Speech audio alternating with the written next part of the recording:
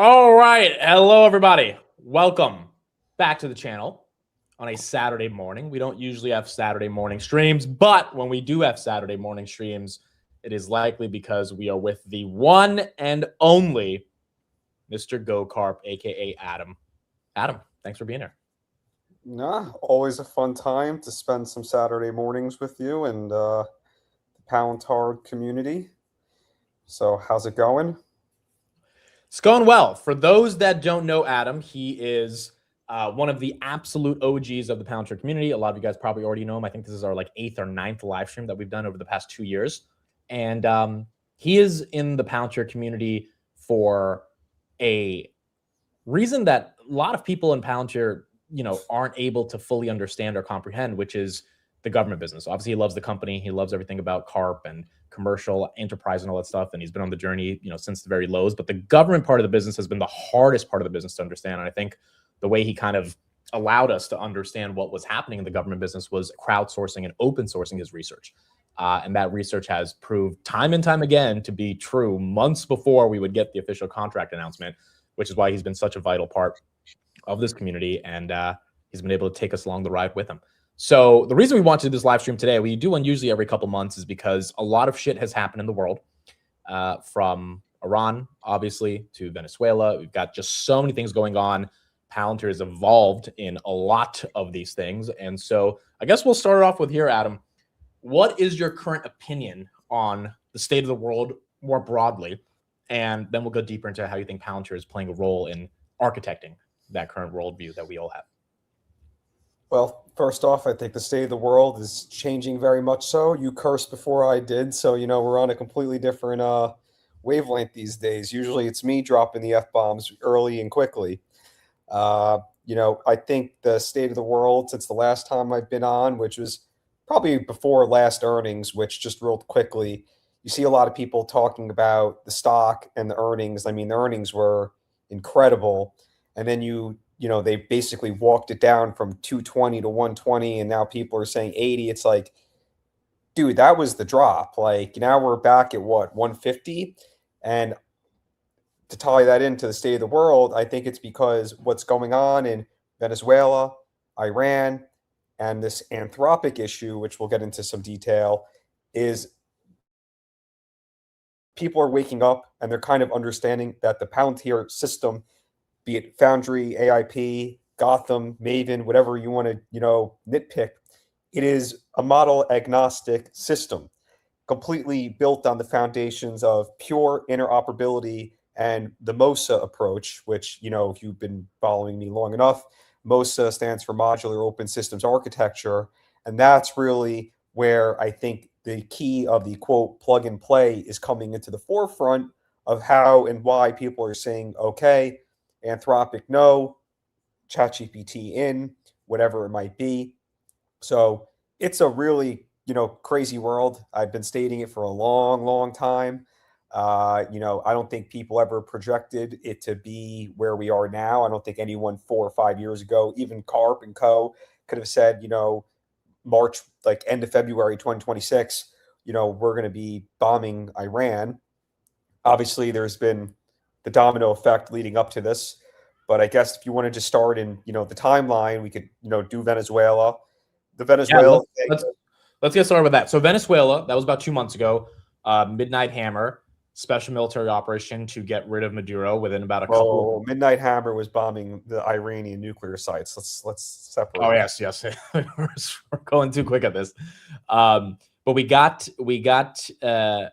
Maduro there, and within a couple of days, it was found out that Pilley was involved in this. So I guess what was your perspective when that happened, and why do you think Palantir was central to that operation? So, why I think they're central to the operation of Midnight Hammer, Maduro, and all these is Maven, as well as other systems of theirs that are either built within Maven or built on Foundry, whatever you want to use. It is the actual backbone of the operating system, or it is the operating system, depending on, if it's a specific application or if it is Maven itself. So with the Maduro raid, they were gathering intelligence for months. And based on what I'm seeing, I think the intel community was gathering information about him and his whereabouts. And I don't mean like over the years. They obviously they do intel collection every day over the years. But I'm talking about when they were actually thinking like, all right, we're going to go in, we're going to have a special operation and we're going to extract the target and we're going to bring them to, American soil. I think that actually happened towards the end of the Biden administration. And the reason why I say that is, you know, the CIA, the FBI, the State Department, as well as, military, at higher echelons, they might be separate entities, but they definitely have a lot of coordination. And if you look at it, the Night Stalkers who went in and like actually did the extract, they're a special force, they're not working with the CIA. That's completely different. But they obviously had to have a level of communication with them and a coordination and a synchronization. Our keywords are Asian, I guess, today, that end in Asian. And the reason why is because if one organization is gathering the intel, the other organization is doing the planning, and then another organization is doing the execution, you need to have absolutely seamless communication, coordination, and that's where Pili comes into play because what they're doing is they're not, it's not Palantir employees on the ground like, oh, Maduro took a left on this corner. It's an actual CIA operative or whomever, and they're feeding all this intel into Maven. And what Maven allows them to do is to share the information with the respective permissions to everybody that is involved. So they're gathering all this intel towards the Biden administration, towards the end, in my opinion. Then Trump administration gets in and they win the State Department contract in the Biden administration era. If I don't remember that, you remember, I was very excited about that, which by the way was only a 1 year, $430 million, which is coming up. So get that ready. Maybe that will turn into a couple billion, just saying. Then I think what happened is with this administration and Maduro, especially with Rubio leading the State Department, they wanted to actually take the Biden administration's findings, their intel, and they were like, we're actually going to act on this for whether it's political, for the benefit of America, our allies, the Western Hemisphere. Obviously, there's a big geopolitical component as it relates to Russia, Iran, and China, as for Venezuela. So without going down to all that fun stuff, I think they wanted to act on it. So back in June of last year, Trump actually visited one of the army exercises, and they spoke about this in the news media. And it was at Fort Bragg, if I'm not mistaken, which is home to the Pili-powered forces. So the 18th Airborne Corps, who helped develop Maven, they took all the information that these CIA operatives were gathering, FBI, I'm sure there were other, agents there, and they rebuilt Maduro's compound. So when they were ready to execute, they knew that his toilet was 20 feet off the second stair level to the left behind, a plant, whatever it was. So they had it completely mapped out. So what Palantir is doing at that level is you have somebody providing human intelligence. Obviously, there is signal intelligence and all that from all the other electronics, but that's different level. They go, they rebuild the compound, they start testing, they start exercising. Okay, they run it. Trump's seeing this and he's like, okay, maybe we actually can do this because let's face it, whether it was Trump, Biden, Bush, Clinton, Harris, whoever is in the Oval Office at that moment, if they actually enacted that mission and they lost several service members and they lost a couple helicopters or whatever, it would have been a political firestorm. So Maven and Palantir is sharing all the information for the higher upper echelons. They go, and this is what happens on the, quote, battlefield. And it wasn't really that much of a battlefield. It was more of like a firefight, Arc Raider style, where DV is getting shot real quickly because the guy doesn't know how to take cover. Is they go in, they start hitting them with electronic warfare. They're seeing everything on the magnetic electromagnetic spectrum. They're seeing all the signal. They're seeing all this tech. They're jamming their radars. They went in. They completely took out the lights of the city, so they go in under the cover of darkness. The whole 9 yards. All that information is either being enacted and executed through Palantir, or it's going through Maven, and then Maven's reading it, and then they're executing the next part in another system. And that's the key thing. So, like, the JADC2 method is connecting sensors to shooters to quicken the kill chain, and Maven is the backbone. It is the way to do JADC2. It is the linchpin, because these other technologies that are, quote, part of it, they're AI applications that have to be brought in safely and work under duress and a live, exercise or in real life battle like this. So Maven is getting these AI applications. We saw it in the blog post that came out yesterday. There's 3 different AI applications they're talking about. They go in, they take out all the tech. They were not seen. They had basically a little bit of a firefight with some of Maduro's bodyguards, from my understanding. They killed 20 of them, and they were mostly Cuban nationals, which is an ironic thing. Like, why is a Cuban national guarding the Venezuelan president, if you will? But again, politics. And they are able to take Maduro and his wife away without injury and bring them back to the United States for prosecution. And I'm sure they're deposing the crap out of them, trying to get more information, because one of the key things that happened during that operation, other than the fallout of, all the, quote, energy benefit of all the oil that we could talk about, is there was actually a Chinese delegation there. And when it happened, all their communications were coming out. They were so astonished. They were so fucking shook, beyond shook, of what was going on, and they felt powerless. And if you look over what's going on right now, and I know I texted you this the other day, Tehran is the bait, Taiwan is the fish. And since this attack has happened on Iran, there has been no Chinese warplanes flown over near Taiwan since it's happened. Yep. Now, I'm sure that's not going to always be the case. I'm sure they're recalibrating, they're thinking. They are very long-term thinkers, and they're saying, okay, just lay low, but that is a huge thing. So you also saw the big thing that came out of this with the Maduro raid was they're calling it the discombobulator, which is, they hit him with, no one really knows. No one knows even if it's real. That's the crazy part.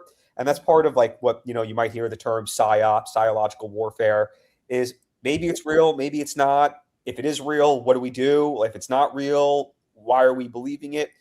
There is definitely energy weapons out there that have been tested and in exercises for years. I don't know if there's a real weapon out there where it's all right, I'm hitting engage, and you're going to just feel an insane amount of pain and heat, and you're going to fall to your knees, and you're just going to cough up blood, and you're not going to be able to move. I don't know if that thing exists. It might.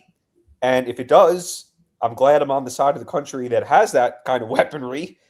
But that's the kind of technology and the innovation that we're really seeing in the defense world. And it's really been crazy for the past couple of years, because I think this is a good segue into our Anthropic thing. They used Claude during the Maduro raid. Yeah. And this is really where CARP has been so far ahead of everyone as it relates to selling your technology to the Pentagon to be used on the battlefield. CARP a few years ago, maybe it was 2022, 2023, maybe even a month or two into 24, he's like, if you don't want to work with the U.S. government and the U.S. military, that's fine. Don't sign deals with them and try to dictate the terms. And with Anthropic and Dario, because what we're really seeing is now we're really seeing the real heavy details, if you will. Maven uses Claude, and this is a really good way to go back about the MOSA and the interoperability. And just before you continue, for those that are a little not up to speed on this, Palantir creates software. Anthropic, which we're going to get into a broader discussion on, and then we'll see how that transitions to what's going on in Iran, creates foundation models.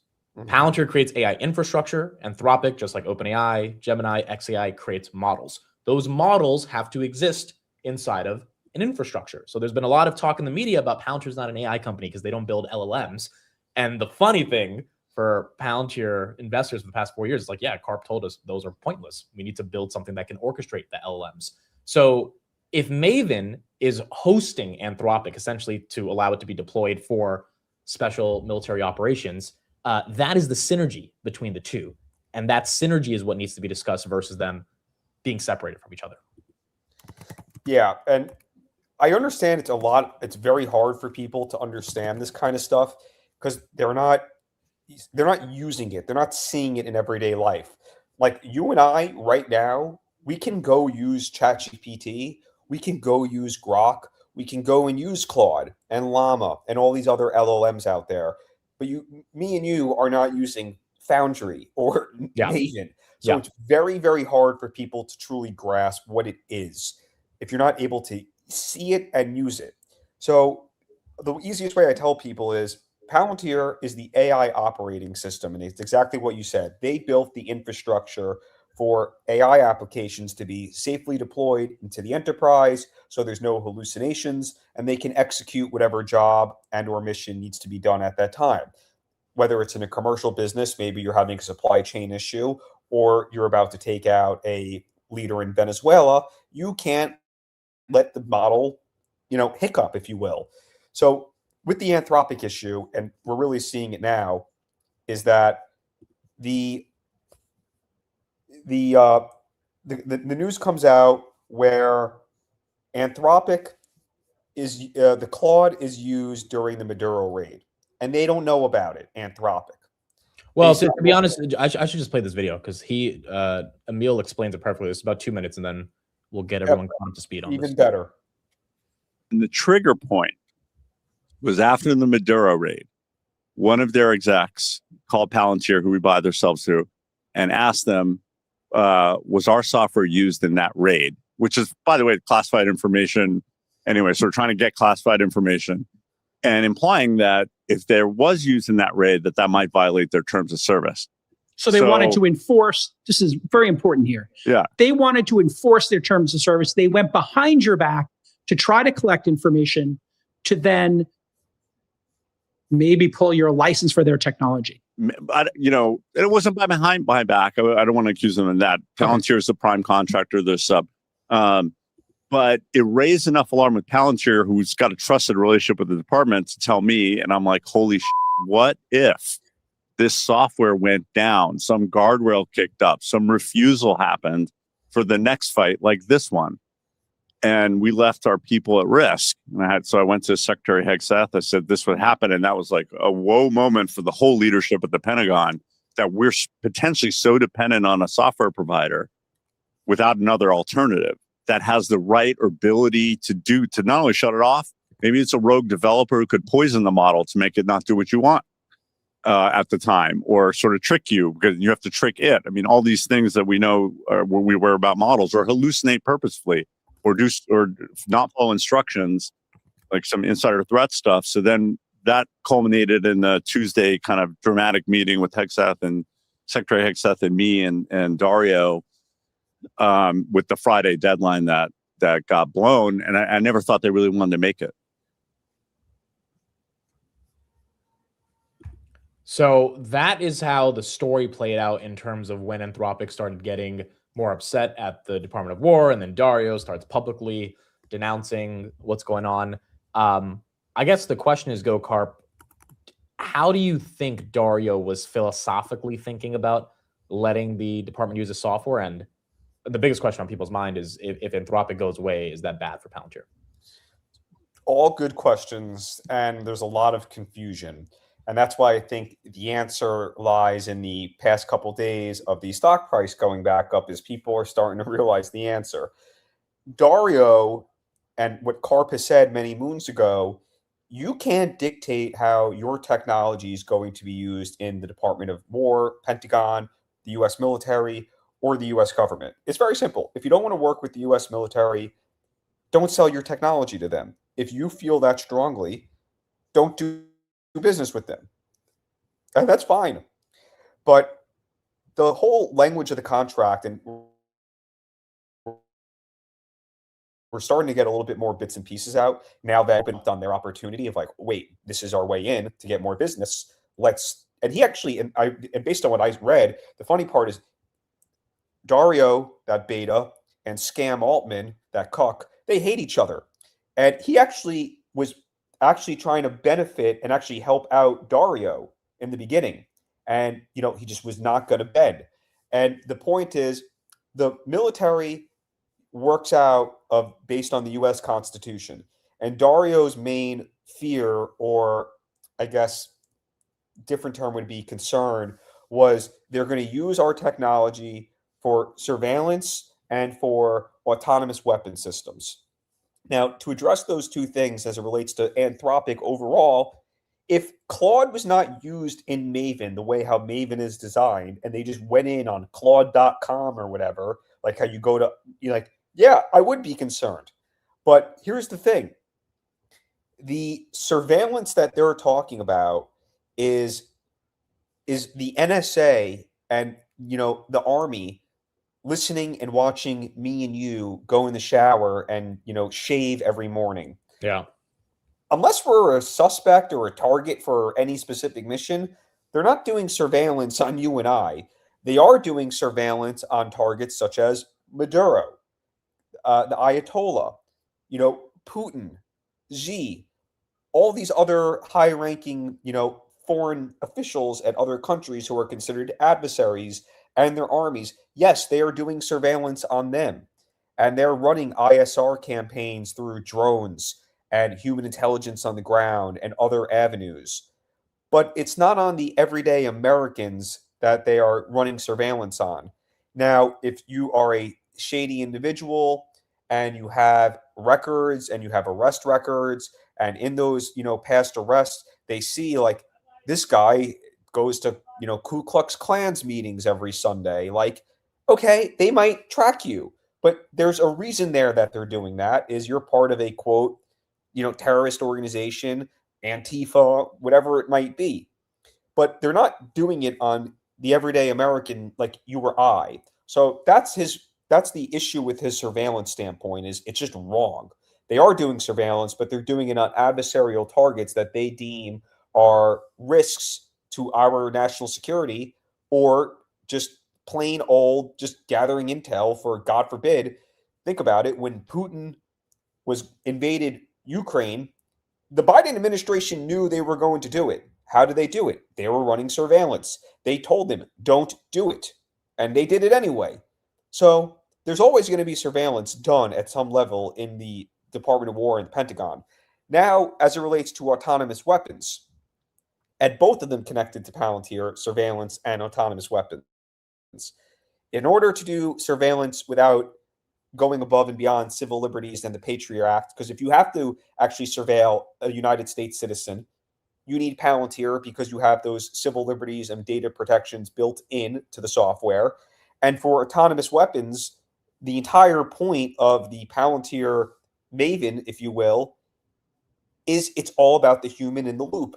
The weapon system does not see the target, identify the target, track the target, and decides, I'm taking the target out. It's always going to be a human in the loop. So there is no 100% autonomous weapon system out there that's running without a human decision at the end of the day. Currently, that might change in the future. And if that's his concern for 5, 10, 15, 20 years down the line, he's fair in his assessment. And we could see that as we see the Iran fight going on, because there's so much crap going on in the battlefield between, you have troop movement, you have missiles getting fired off, you have launcher pads being moved.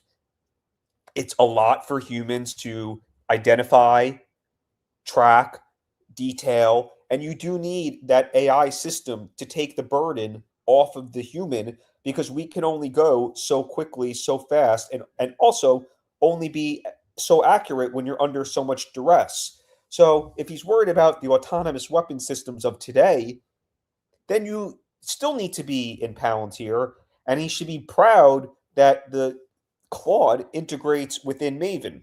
Now, just to bring this up to another level, and kind of what you were saying before, I think the street and everyone is kind of seeing it now. Okay, because when it first came out, everyone was like, "Oh my God, this is the end of Palantir. This is the end of Maven." Blah blah blah blah blah. Claude is clearly deeply integrated into Maven and certain Palantir products. Not going to deny that. Does the team, and by team I mean the Army, the Navy, whomever, are they going to have to go back in there and rebuild a workflow with a different LLM? Probably, because if they can't use Claude, they're going to have to rebuild the workflow. But that's more damage for Claude than it is for Palantir, because I think what they're seeing now is it's model agnostic. And I've always said it's sort of like plug and play. And this is the quote app store, Maven being the linchpin of being able to deliver AI capabilities at speed and scale, because the Pentagon just saw, hey, this is an unbelievable technology. It works really, really well. But the guy who runs that company is against the values of the Pentagon, and they're very afraid that they're running a mission, and then some suit in some sky-rise villa in Silicon Valley or whatever that's having his $13 kombucha is like, nah, I don't want them to use it, and they change the model or they poison it, like Emil was saying, and that's a life or death situation. So they're saying to them, if you want to work with the Department of Defense, we're going to abide by the laws of the U.S. Constitution. And it sounds like Dario and Anthropic, they're trying to play God, saying, no, I'm going to dictate the terms. Well, go sell to, John's Tractor Supply Company, and if they agree to your terms, fine. But if you want to be used on the battlefield by the warfighter, you are abiding by the laws of the U.S. Constitution and the Army that we have abided by for 250 plus years, and that's not going to change. You're not going to dictate the terms to us.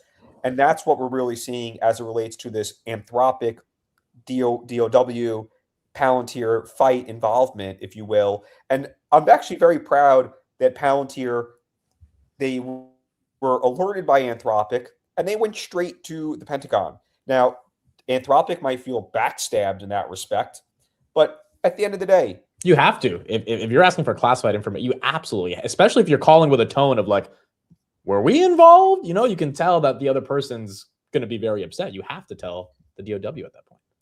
Absolutely. And it's like, the crazy part is if they felt backstabbed in that respect, they have every right to feel, quote, backstabbed.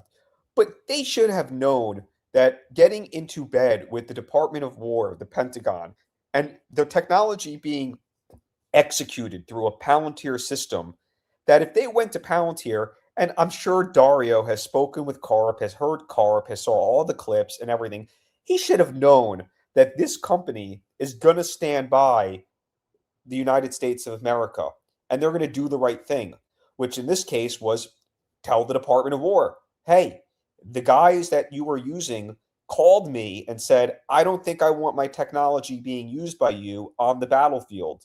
And here's the key thing, and like I have had my own interactions with a couple people lately about it, is, they don't like what's going on. And that's fine. You don't have to agree with it. But Palantir is always going to pivot to whoever is running the country as the commander-in-chief and whoever's in the Oval Office.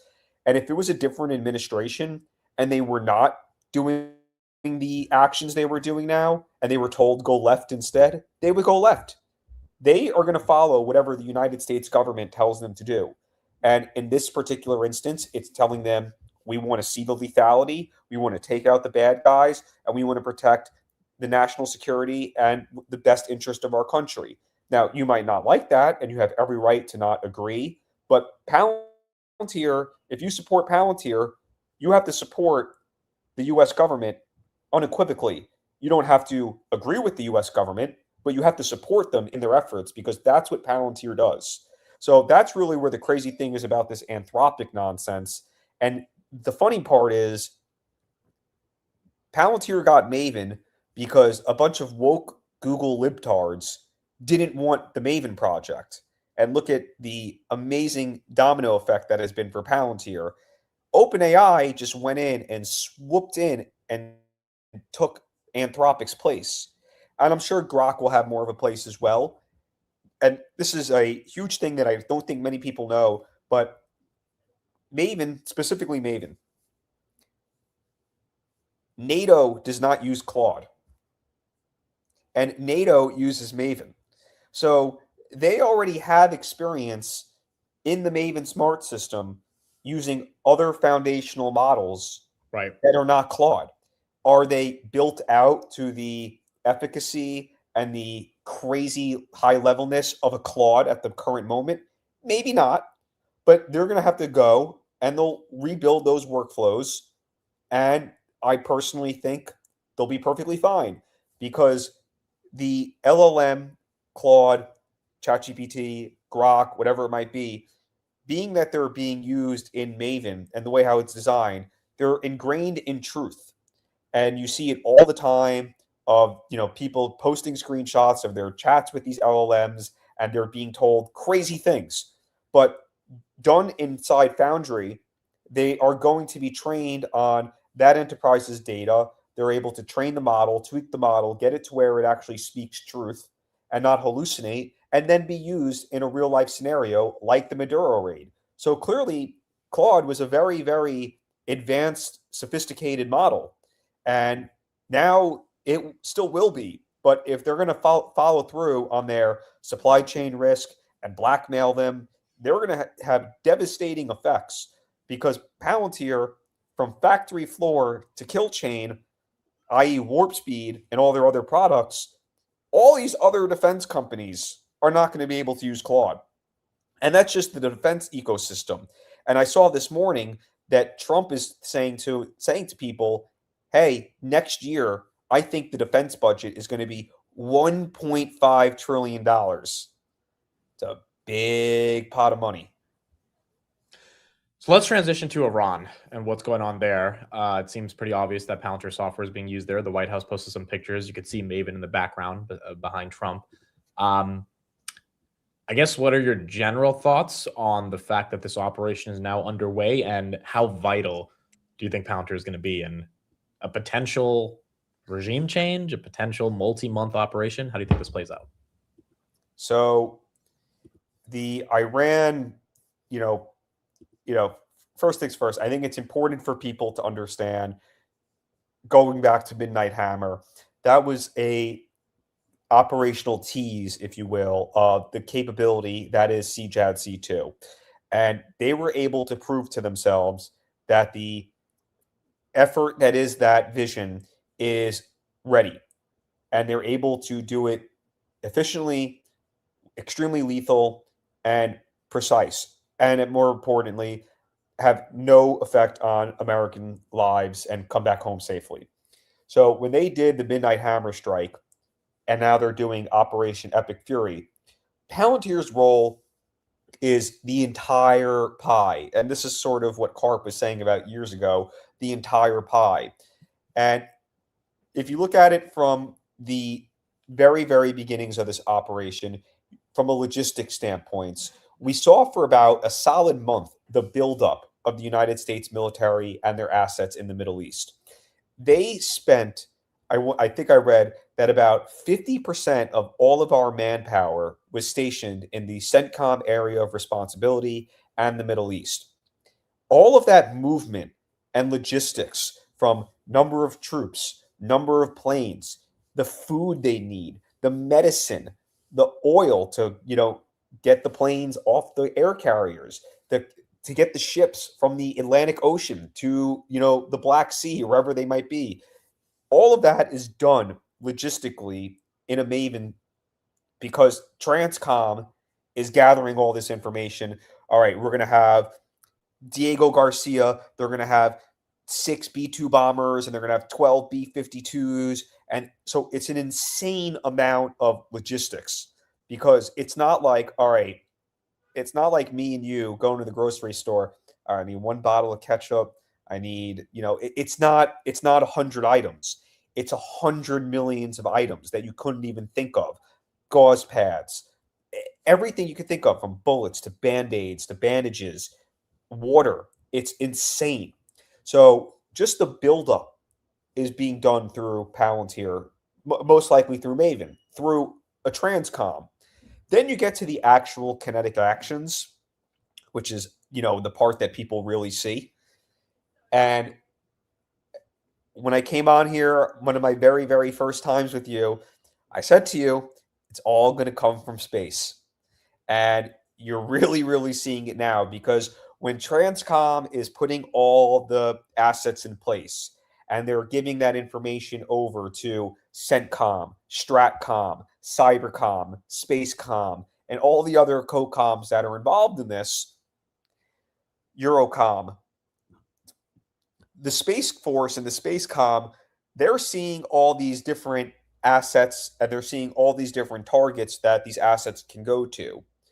And during the actual, let's call it, execution of the kill chain, the OODA loop, which is now like that, a snap of a finger, they are going in, they're seeing the target, they're using Maven and AIP for defense to see, okay, I have, 6 B-2s, 15 B-52s, 22 F-18s, 35 F-22s, all these different assets that they can use to carry out a mission.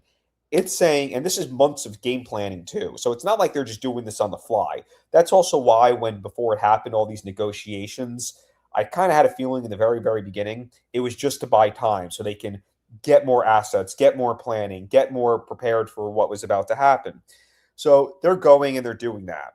But from a defensive standpoint, and this is really, I think, which is more impressive, and you saw this come out the other day, is CENTCOM put out a post, maybe on the first day towards the end or very early in the second days of the operation.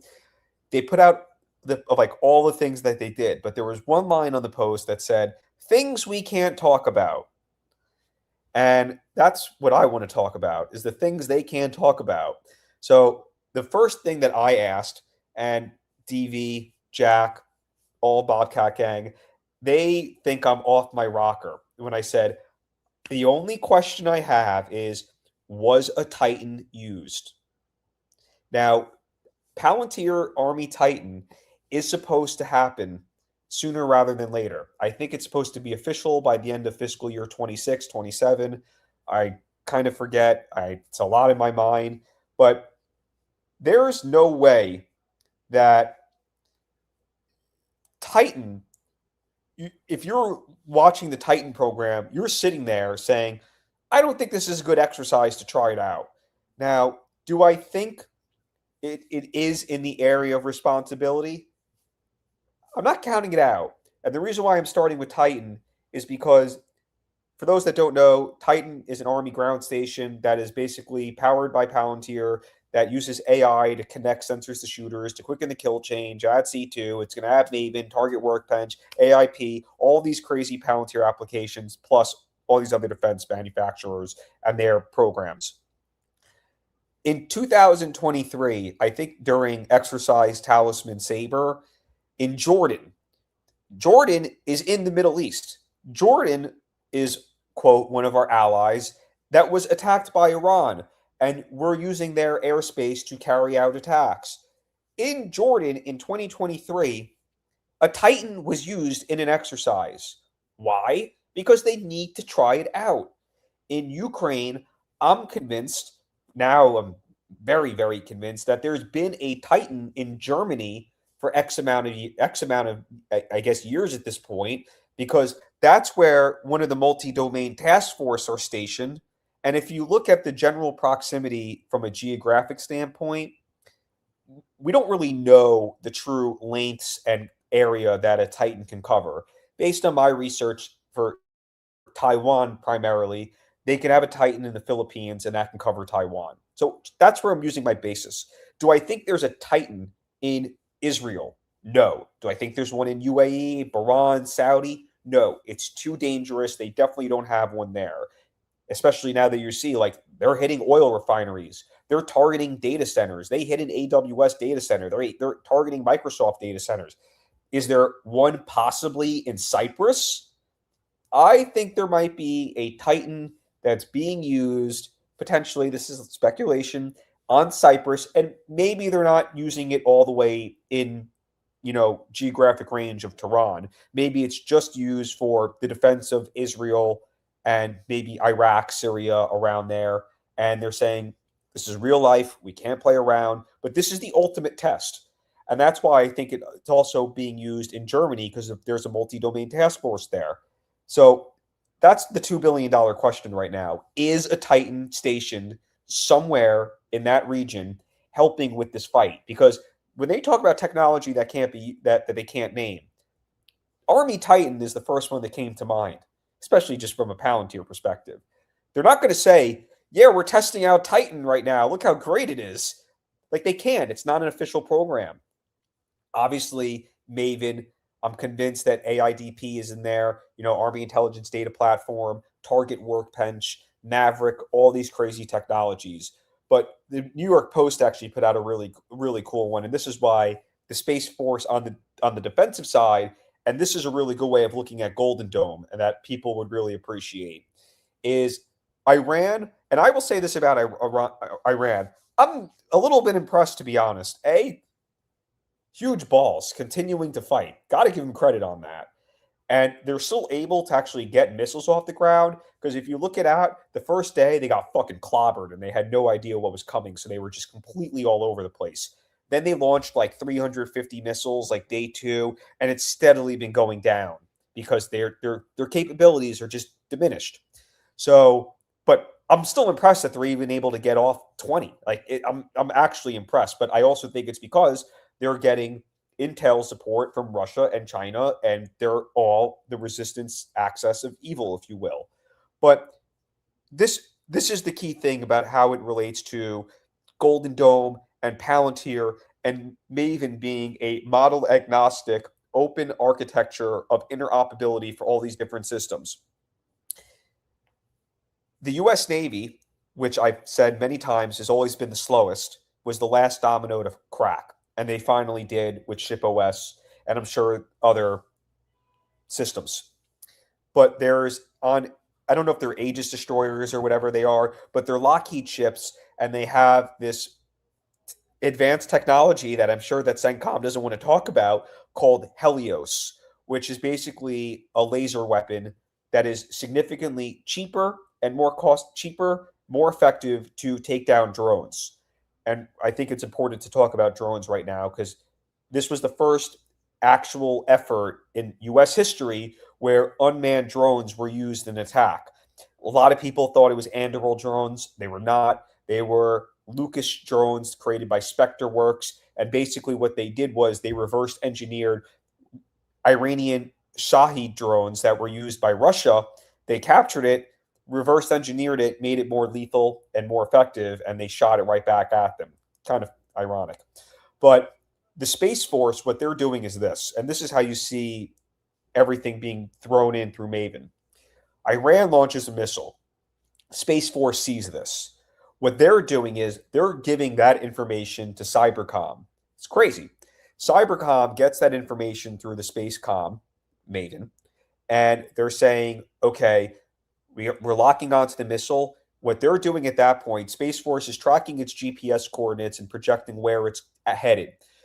At the same time, Cybercom is taking cyber warfare and they're jamming the missile so that it either dies in mid-flight and it doesn't hit the target, and they just basically kill the missile in its intercept and the actual velocity of coming in at high speeds to cause real damage. The Navy is watching this from Maven. They're saying, okay, we're seeing the missile. It is currently over the border of Iraq and Syria, and it's near one of our bases.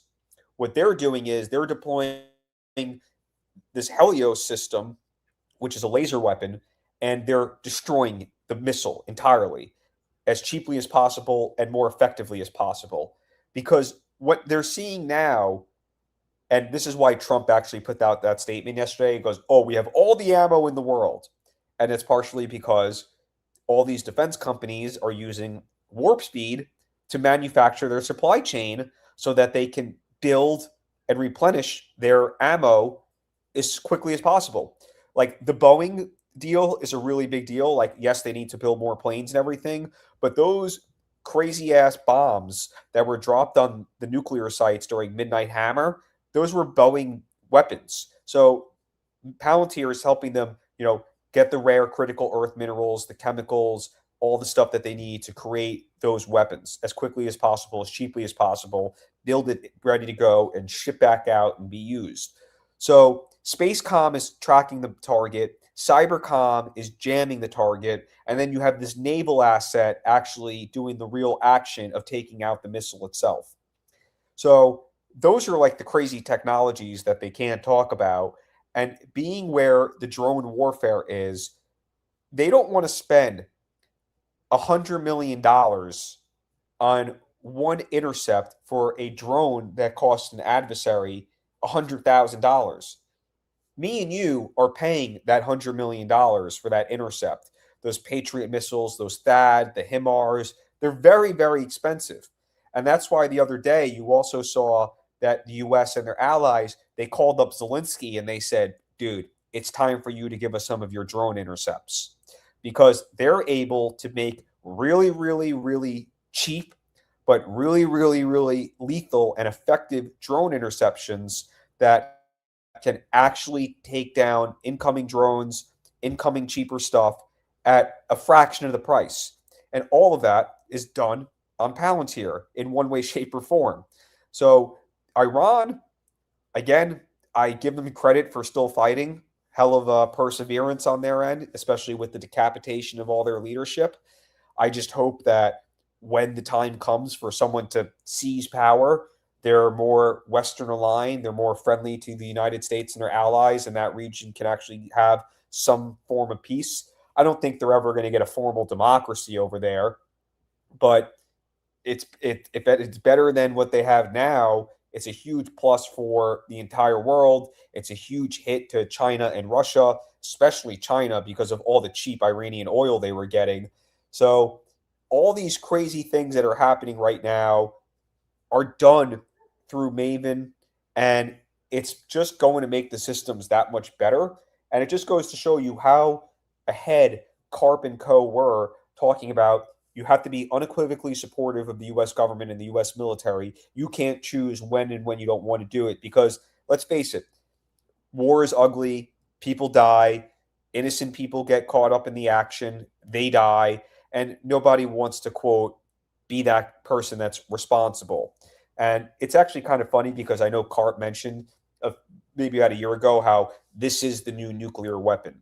And I think people are seeing it play out, and that's why the stock's starting to rise back up, is they're seeing, holy crap, because in the first 72 hours, they took out over 1,700 targets. And in the 40s, they never would have been able to do that. But with Maven and all these different AI applications, they're able to do the work of 2,000 people to 20 people, and they're able to hit all these targets. You've heard them say, 1,000 targets an hour, and this is why they're able to do it. But back when the atomic bomb dropped and everything, just to talk about, quote, nuclear weapons, Oppenheimer went into Truman's office and he basically cried like, oh man, I got a bunch of blood on my hands. And Truman basically called him a crying little bitch and said, sack up, all the blood's on my hands. And that's what I think Karp is saying to like Dario and these guys. Like, you think the blood is on your hands? It's not. It's on the person who actually makes the final decision to say, go in and do it. And in this case, it's Trump.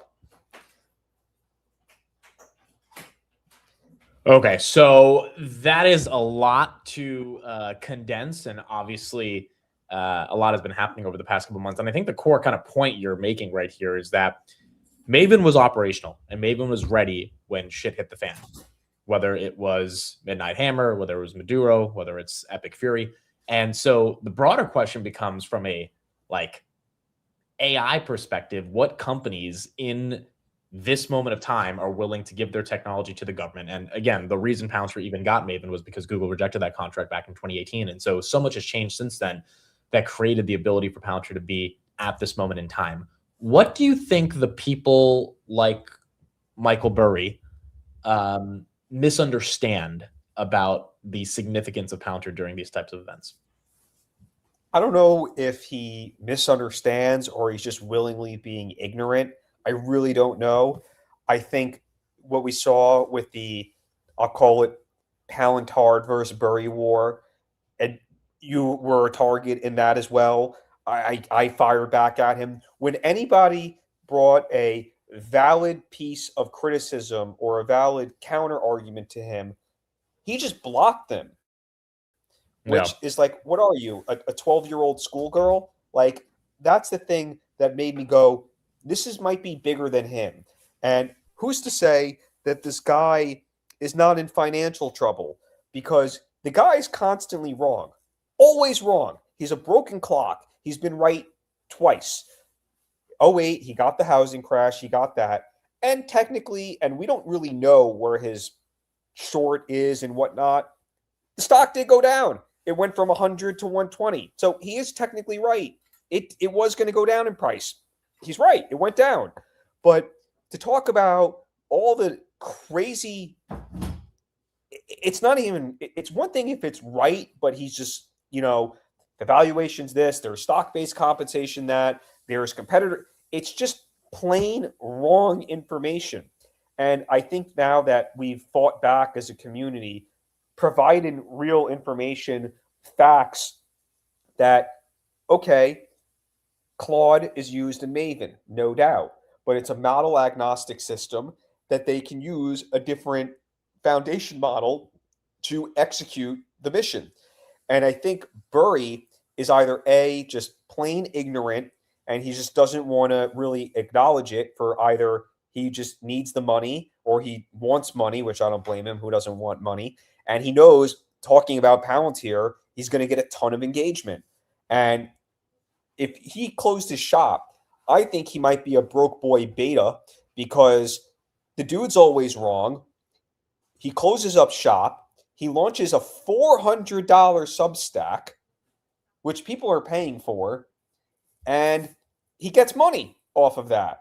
Why would somebody who, let's call it, quote, a successful Wall Street investor at this stage of his career, leave Wall Street and then put as much effort into a Twitter and Substack career?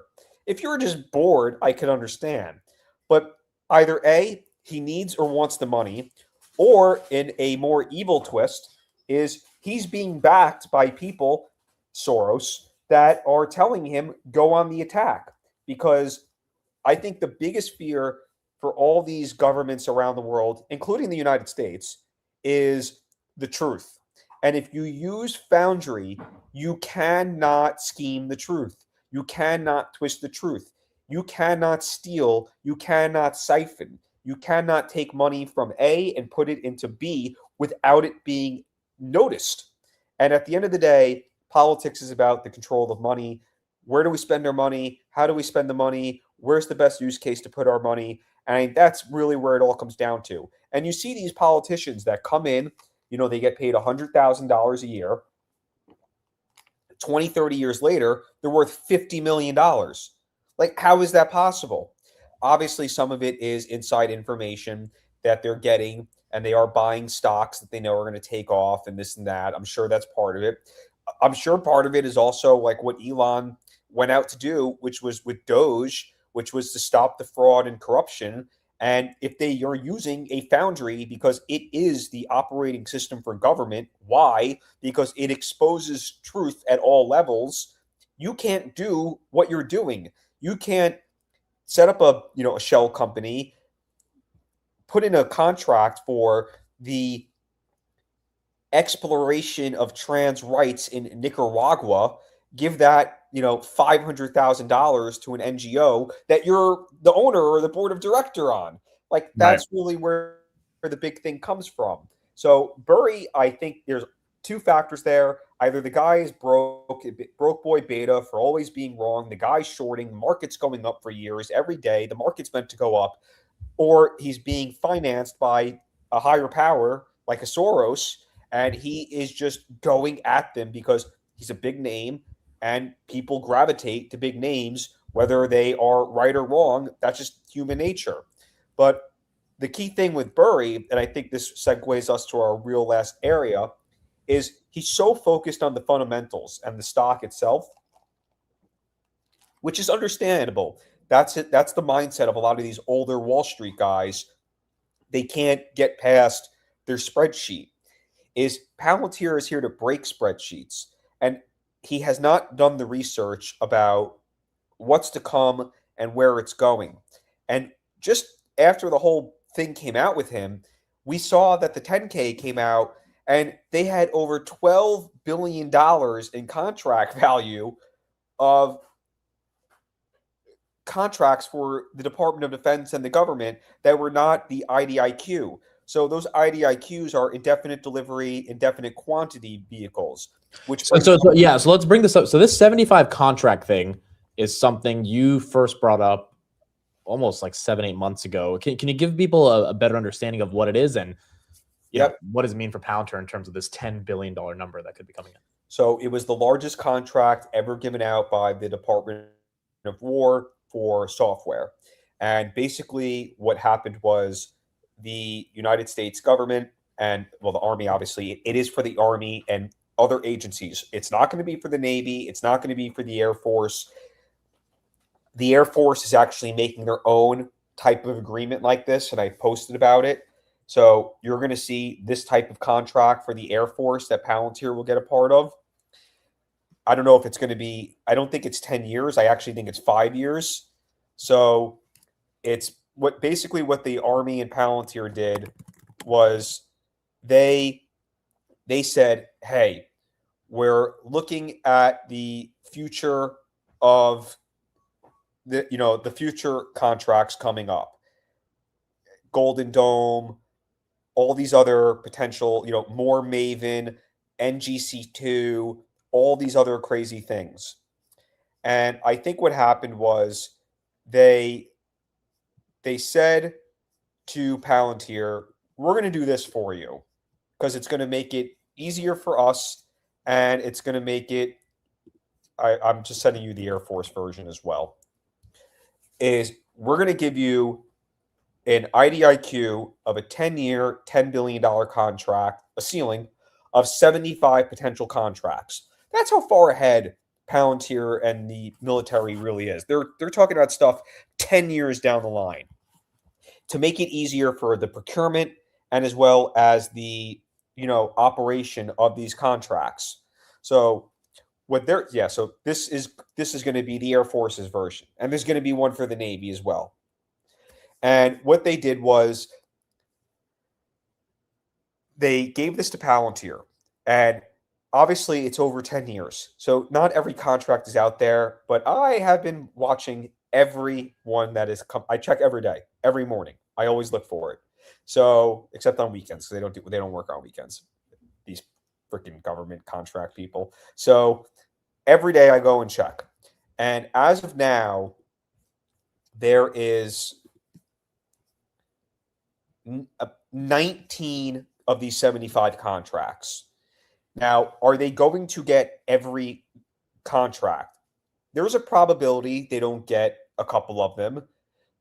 One of them I saw was for electronic warfare.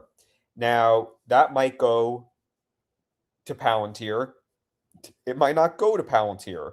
And the reason why they're doing like a contract like that and why it might not be Palantir is because and I'll send this to you as well, is what they're saying to Palantir and all these crazy defense companies is, listen, we have these 75 contracts coming. There is a very, very high probability that your tech is not where it needs to be in terms of the operation level of this specific contract. And Palantir might already have the solution. but we're going to put it out to bid. That's the key thing. They have to put it out to bid to, in a democratic meritocracy process. Because if there is another company out there that can do this specific contract better than Palantir, they're going to give that contract to the other company.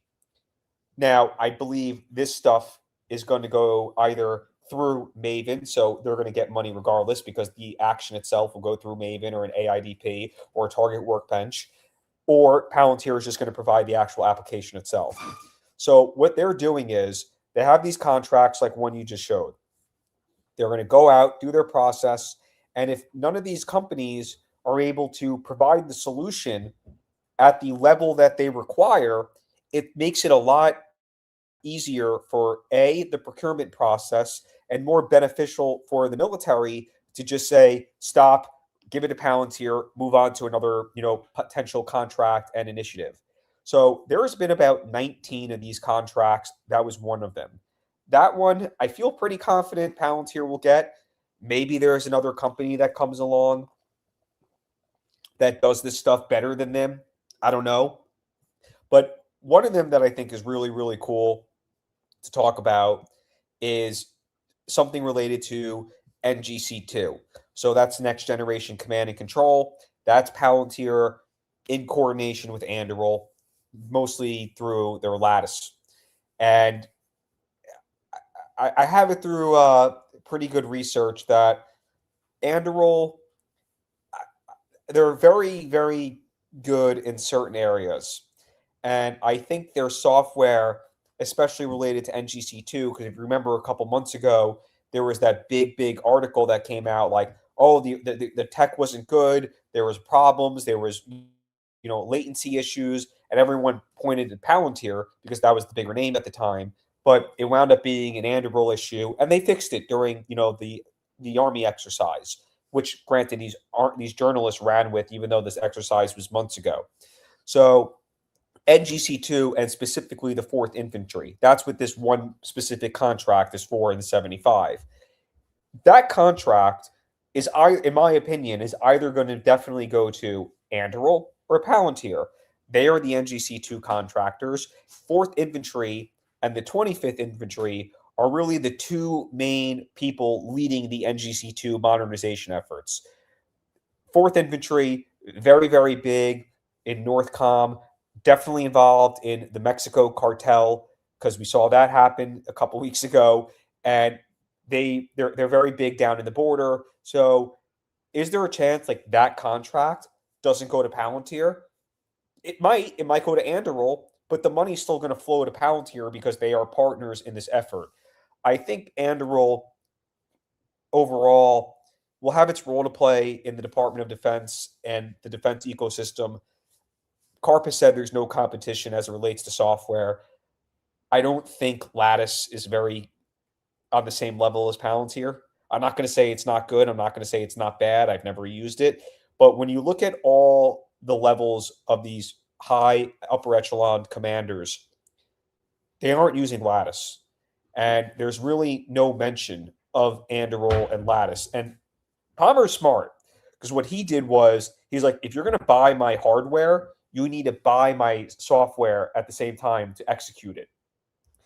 And that was very smart of him. I also do think that politics played a factor into it. He is married to Gates' sister, who was part of the administration in the beginning. And I did think that's how they got on their way into NGC2. I think Palantir personally can do the entire thing without them, but that's just me speaking. But that specific contract, and the reason why I'm talking about it is, okay, so 75 contracts. Now we're down to 73. Let's just say some other company comes in and does better, electronic warfare, and they give this 4th Infantry NGC2 to Anduril. So they might not see these 10 billion. They might not see the full 10 bill. Maybe they see $9.5 billion. I don't think Burry sees this. And this is not part of the 12 billion that's on that defense contractor book value, because some of these contracts, they're not going to be awarded for the next 2, 3, 4, 5 years because it's a 10-year thing. And then you have the Air Force getting ready to launch their own version of this, another 10 billion. But if you noticed, it was 5 years with a 3-year option. So it's the same money, less years. Then you have the Navy. They're going to do the same thing because what they've noticed was from a contract standpoint, and Shams talked about this before, is it's a very slow process and they don't have time to be taking 6, 8, 10 months just to award the contract, even if they know who the winning vendor is and they've proven it that, all right, they're the vendor, give it to them, let's go. So this is going to help speed that up. And we saw that with the one I posted the other day of the Department of Agriculture. They wrote in the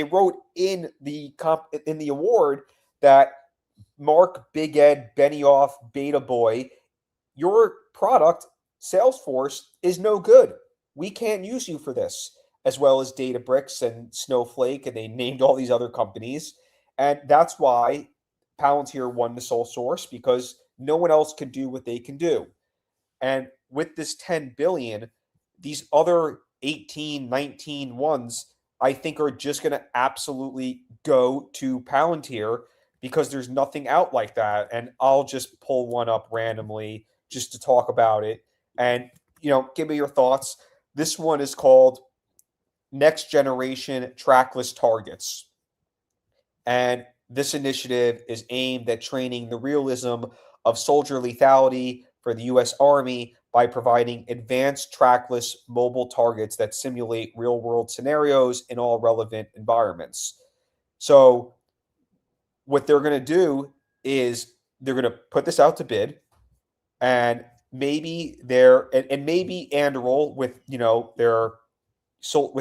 their soldier-born mission command, their Oculus style thing. Don't forget Rivet, that's Palantir's partner. Shout out Mara. Maybe they win this because it's about simulation and training of tracking targets. Maven is already doing that. So they might be able to say to the Army, hey, I know this company does an unbelievable job. However, to build it out, scale it, make sure it's operational ready is going to take you 6 months. If you give us this contract right here, you can use Maven. And in the blog post the other day, they talked about Saffron.ai. And I actually sent you the demo when they actually did this boot camp months ago. And it was incredible. It was all about tracking. So they already have some of these needs built into Maven. Now, they might not be Palantir applications.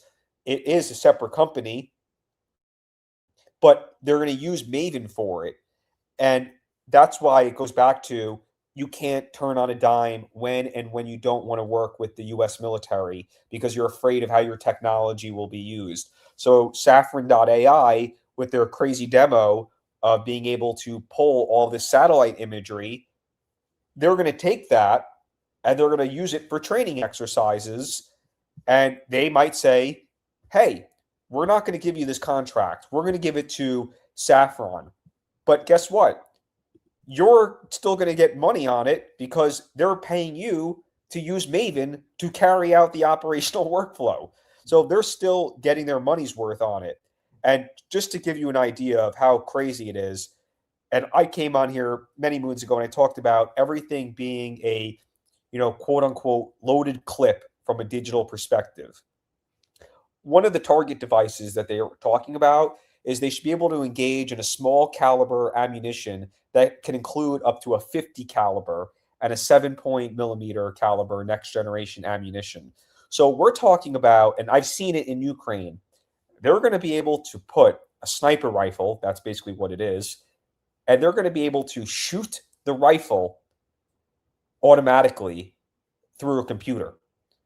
And they want to train the next set of soldiers of being a, quote, digital soldier by taking a weapon, putting it on a ground vehicle, deploying a gun, or maybe it's a grenade or whatever, and target it all through software.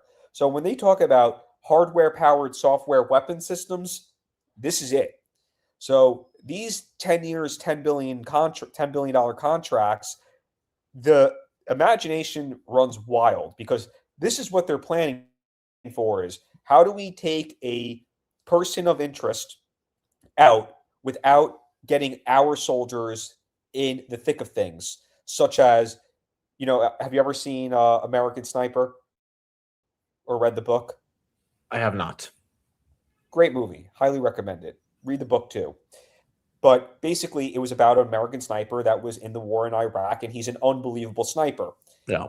And the whole point is, if you can take somebody out of harm's way and you could still execute this type of mission through software and hardware working together, they're going to do that. Why risk a life if you don't have to? So these contracts are just absolutely insane. And that's one of them. There's another one that I think will absolutely be Palantir.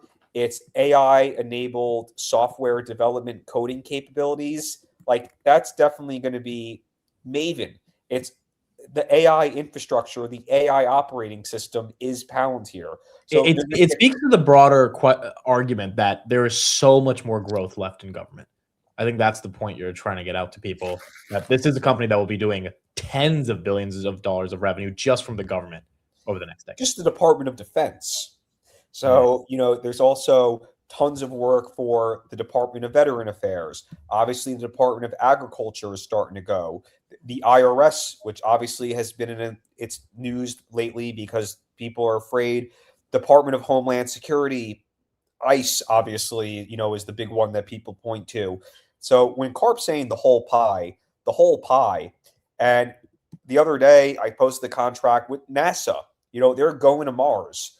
And that contract is because of their partnership with Voyager. So they are literally going above and beyond, Earth right now. Never mind just the continental United States. There is so much stuff going on. And obviously, NATO is going to grow. There's a lot of stuff coming up with SOCOM. So the defense side of things alone is going to net them tens of 20s of billions of dollars in the next 10, 20 years. Then you have everything else in the United States government, like Department of Homeland Security, Department of Health. It's really unbelievable. And that does not even include touching the commercial business. Some good stuff, GoCarp. So some good stuff. Hopefully everyone got to understand a little bit more about what is going on with Palantir and their role in an evolving geopolitical complex situation. I think the cool thing about being Palantir investors over the past couple of years is that, Karp had this famous quote back in the 2021 Q4 earnings, which is good times are bad for Palantir. And his argument is essentially that when things go crazy in the world, Palantir software is involved. And we see that with not only the level of usage expanding month over month in a variety of different products, Maven being kind of the backbone. But as you mentioned, all these different contract vehicles, part of that 75 deal, they're starting to show up. And they're showing up through space, through land, through water, with the Navy. So many different ways to see how their software is being implemented, that overall AI operating system thesis, which I think before there was AIP, that was the thesis. They're an operating system for the enterprise.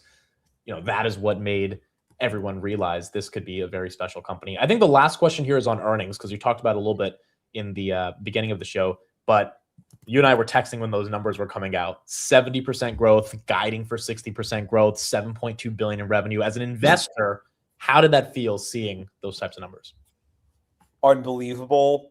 I mean, I don't know how anybody can look at those numbers and just not be incredibly impressed of the execution and the trajectory ahead, because they're always cautious in their guide. And the fact is, they're going from, call it $4.5 billion, just use that. Yep. To nearly $8 billion. I think it was like 7.2 or 7.3. Like, they know they are going to just absolutely collect the bag. And it's just insane seeing this growth, because we really started investing in this when they were, doing a couple $100 million a quarter. They weren't profitable. We saw them struggling. And then they start doing the AIP boot camps, and everything changes from a commercial side. Obviously, the growth of Maven, I think, has really, really helped them on the government side, especially in Department of Defense. And that's really opening up all these other avenues, because there is no other technology like this. And people are starting to see it. And it's all about the ontology. And that's really why Karp keeps saying chips and ontology. the ontology is the AI infrastructure that allows these organizations to implement different AI applications and to effectively run. And now that we see with companies like NVIDIA, AMD, their growth's not slowing down. And I think that's the thing that Burry doesn't understand, if he's being honest to himself, is that the AI wave is here. And if the AI wave is here, it's just starting. It's not like AI has been around since 2000. There might be overspending. There's going to be winners and losers, no doubt about it. But Palantir is 1000% going to be the winner. They don't have a product like a Claude. They have something better. They have the power. They have the product that's going to power Claude effectively in the organization to bring out the most amount of value for you in that operation, whether it's supply chain, whether it's medical, or it's on the battlefield. So what I'm curious to see is, and I'm already jumping ahead to 2030, is Karp a few months ago said we got to get a 40 billion by the end of the decade. And I'll take him at his word, because he said 4 bill by 2025, and he delivered that a couple quarters early, got us into the S&P, all this insane growth. If we're doing 40 billion by the end of by 2030, what's the guide going to be for 2027? Is it going to go from 7 bill to 20 bill? And then as an investor, and with the tech that they do, they keep expanding their margin. So we're gonna be talking about 20 billion in revenue with about 10 billion in profit, and it's just going to be a machine. And there's really no other company that comes close when it comes to delivering, executing, and then growing at this scale. And we saw it the other day, like Anduril, the news came out. They were expecting a couple $2 billion in losses the next coming years. Okay, it happens. How long is it going to take for them to get through this, to get into profit? OpenAI, how long is it going to take for them to get into profit? It might take them 10 years. At that point, Palantir might be generating $60 billion with 40 billion in profit. Yeah. And you look at these other Mag 7 companies, and this is where I look at it from like an investor standpoint, is you see a company like Amazon or Google or Microsoft, and they're doing 60, 70 billion dollars in the quarter, and you're like, oh my God. That's going to be us in a few years. They're just building it out, and the key thing is the moat. And these commercial clients, once they're on, and that's really, really where I think a lot of this growth projection is coming from. I still think the government's going to outspend the commercial side for the next couple of years. But at a certain point, when a company, like, let's just use, Tampa General, because our friend over there in Florida, who's just a loser, I won't name him, he's like, I'm not going to allow them in. Well, when they're saying, well, they power our entire hospital system and we're spending $5 billion a year with them, and if we don't continue that, we're going to have a bunch of dead people. What are they going to do? They're going to continue to spend with them, and they're going to spend more. So it's just unbelievable execution, and it's just really, really exciting to see this company go from 0 to 1. I love it. Go Carp, ladies and gentlemen, a wealth of knowledge for the community and an absolute gem in the community that has kept us up to date and continues to keep us up to date on everything in the world of Palantir. I'm putting his Twitter in the chat. Please make sure to follow him there for constant updates. He also has his Discord link on Twitter as well. And we'll be back pretty soon as we continue to track the trajectory of Palantir, now navigating this war in Iran, and as we get ready for Q1 earnings in about a couple months. Pilly the fucking best. Pilly the fucking best. Thank you, everybody. Have a great weekend. We'll see you guys next time.